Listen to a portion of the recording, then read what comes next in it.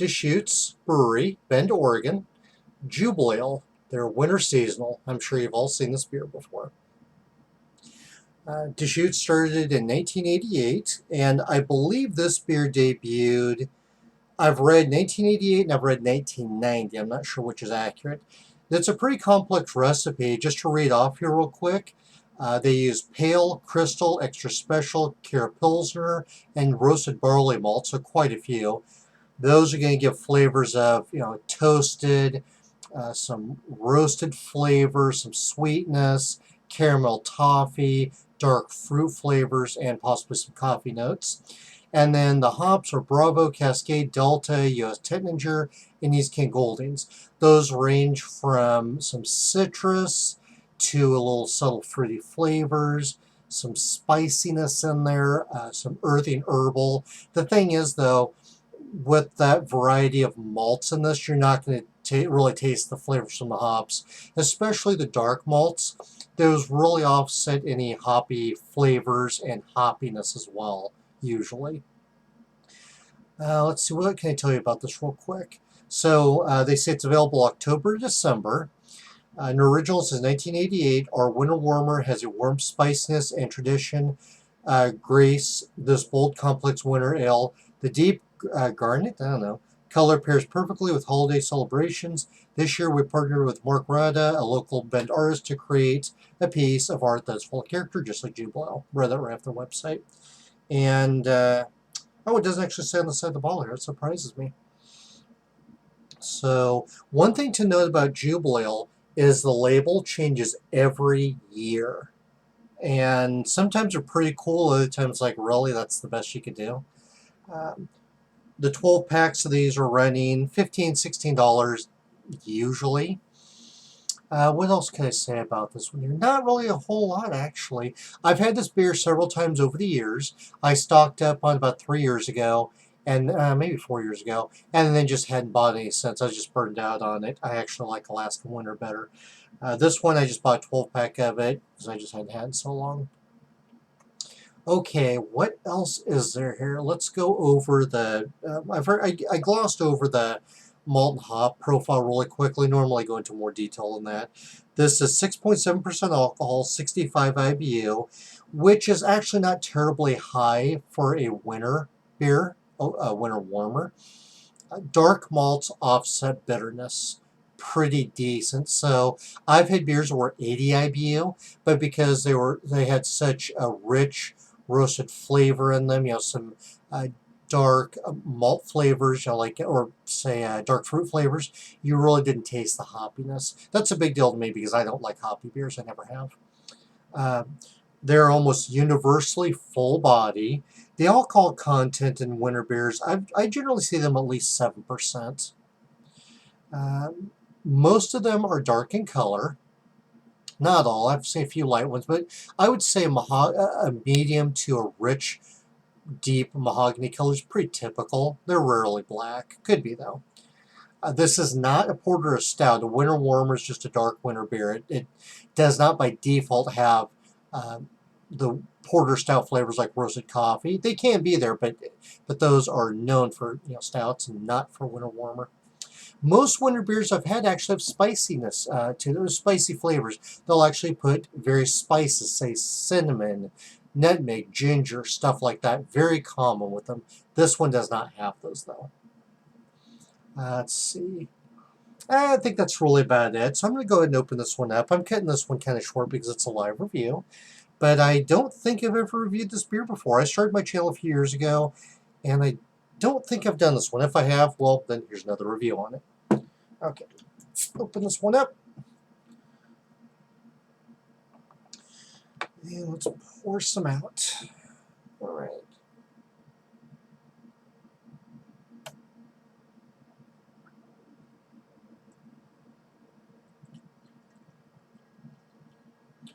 Could have put a little bit of a head on that, but I didn't. Just pour a 45-degree angle.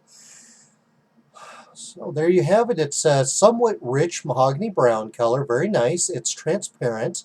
So medium to high flocculating yeast. I'm sure they cold crashed the fermenter to drop yeast suspension, califining such as Irish moss, Whirl flock, I don't think they filtered it. Very uncommon for breweries to do that, at least microbreweries. No sediment on the bottom, nothing floating in suspension. I love that color. It's just such a beautiful, rich wood brown, maybe chocolate color. The foam is slightly off-white. It died down pretty quickly. It was about double that, so it did not last very long at all. Nice appearance. This is what I would expect a winter warmer to look like. This nice rich color. And oh, briefly here, don't know if you can see it there, but there's a slight torrent of bubbles coming up from the bottom. And it doesn't really translate on video very well, but I can see it. I would say this is medium carbonated. The aroma has some soft, subtle caramel, sweet, maybe even some sugary notes in there, like a molasses. And I am getting some light, mellow, dark fruit, like a plum or raisin.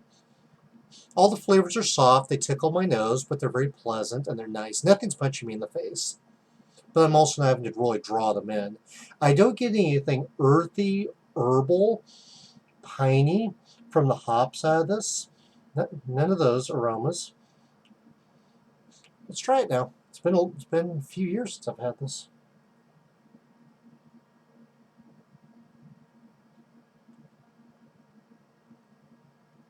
Opens up and paints my mouth everywhere with a pretty thick film of flavors. Light roasted, light cocoa in there. Some dark skinned fruit, not a lot. Paints over and over everywhere and slowly fades away. Does leave residual flavors. They're very nice. All the flavors are complementing each other. This tastes full body, which I would expect. They can be medium body, but most of them are full. And this is not a hoppy beer at all. They say 65 IBU. I believe that. The extra special and the roasted barley are definitely offsetting that. And I may have said the wrong thing about extra special. So I was thinking special B, but extra special is kind of its own little malt. I believe off the top of my head they give some toasted flavors. I'd have to look that one up, to be honest with you, because I haven't brewed with that in so long. But I heard that special B, which gives dark fruit flavors. But crystal malt does give sweet, candy, toffee, caramel, raisin, plum flavors. That one does.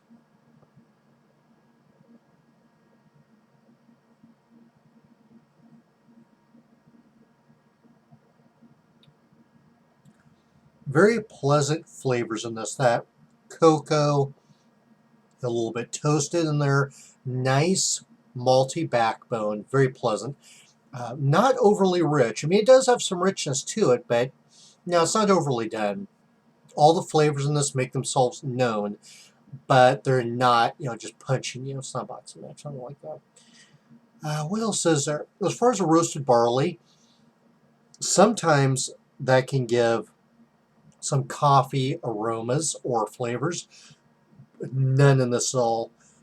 It is a matter of perception, but anytime I see the roasted malts in a beer, I wonder if it's going to be sharp, astringent, or have those coffee tones. And this has none of that. There's no astringency, nothing sharp, nothing coffee, at least on my palate. I'm going to pour a little bit more here. Okay, what else is there here?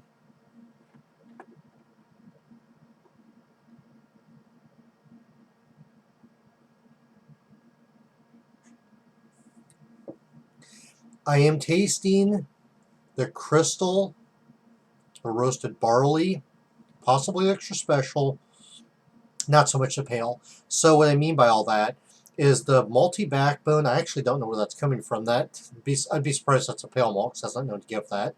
Typically, that will give the some toasted and some bread and cracker flavors, which I don't get. I am tasting that crystal, that candy sweet caramel. The Kara Pilsner malt, all it does is increases body and head retention. Well, it may have increased the body. It sure didn't increase the foam, because that died down pretty fast. So I'm getting about half the malt flavors out of this. I don't get anything citrus. No fruity tones, which disappoints me. I know I said some dark fruit in there. Well, what I was meaning is like a light colored fruit, you know, like, well, just like a fruity candy texture. I'm not getting any of that. Um, the sweetness in this is not pronounced. It's there, but it's not like I'm sucking a piece of candy. It's restrained. All the flavors in this are soft, but they're nice. They're well done. They complement each other. Oh, they even say right here, cozy up fireside with this festive winter ale full of spice notes. No, I don't get spice notes. And a robust malt character, yes, with toffee and dusted cocoa. What the hell's dusted cocoa? Yeah, I get most of that, except I don't get spice notes. Where would you get that from? There's no spices added in this. I don't know. All right, well, I'm going to move on the ball here just a second.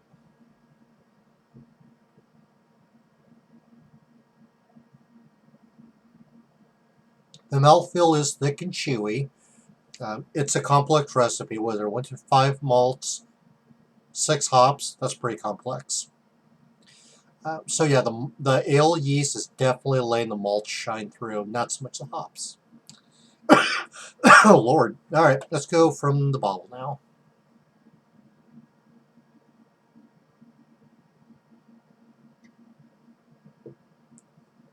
Still opens up and paints everything with a medium thick layer of that cocoa, that caramel, a little bit of sweet, a nice malty backbone.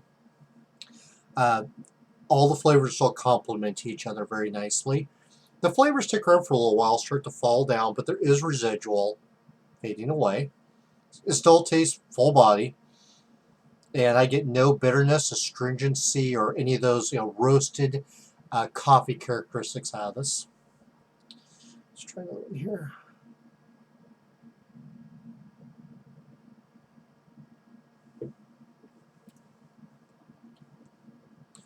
Yeah, the malts are definitely the most dominant out of this by far. It's not hoppy. I mean, I don't. If I had no 65 IBU, I would say this is probably 40 at the most. But again, the dark malts are offsetting it. Um, let's see here. So what else do I get? Again, getting swept with that, light cocoa, um, caramel toffee, nice malty backbone. No spice flavors. What else is there? I was getting hints of dark fruit out of the glass, the bottle, but that could just, well, who knows why.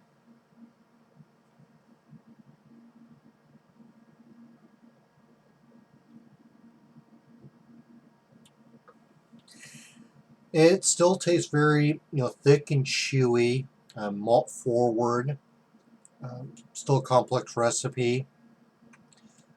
I don't really know what more to say about this here, but the bottle and the glass taste virtually identical. The difference is so minimal, that little bit of fruit, that I would just say they taste the same. Wow. A nice thing about Deschutes, excellent quality control. They have a lab. They have a chemist on staff. I've never tasted off flavor in any of their beers. They have world class quality, no off flavors. So as far as buying this again, oh yeah, I buy it periodically. Haven't bought it in a few years, but I'll buy it again occasionally. It's a nice winter warmer. It's not the best I've had, but it is very nice. It has nice flavors to it. And I would recommend this to anybody that likes a nice winter beer that's not full of coffee necessarily, but just has nice, noticeable but restrained flavors. And finally, let's see here.